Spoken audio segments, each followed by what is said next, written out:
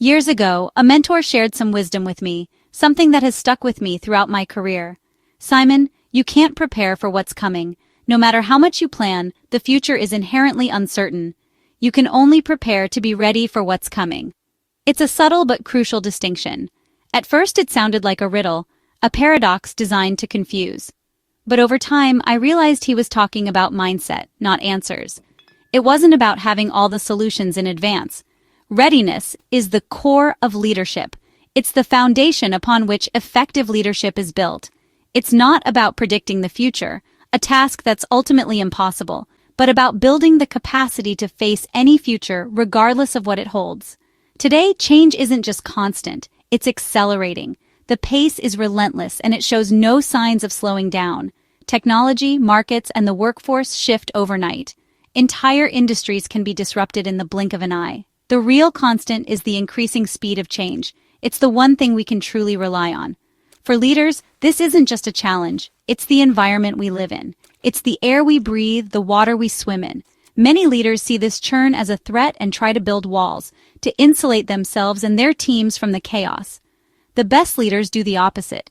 They harness change as energy. They see it as a source of opportunity and innovation.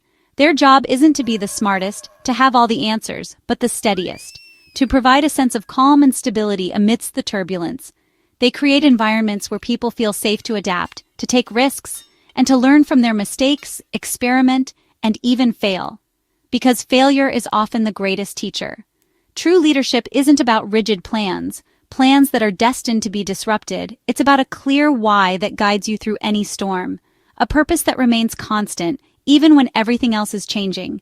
Being ready means accepting that plans will break. It's not a matter of if, but when. The path forward is forged, not followed. It requires courage, creativity, and a willingness to deviate from the norm.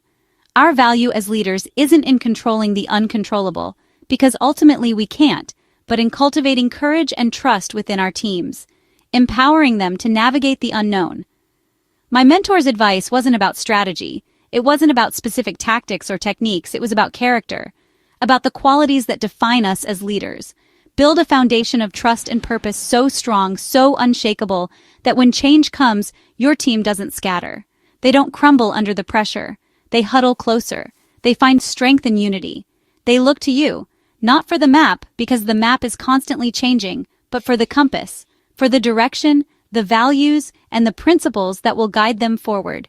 Leadership is about presence, not prediction. It's about being there for your team, in the moment. It's about helping your team navigate, providing guidance and support along the way, not shielding them from the storm. Because it's through the storm that they will grow stronger. The best leaders inspire readiness, not certainty. They empower their teams to embrace the unknown. They foster trust, not just tactics, because trust is the foundation of any successful team.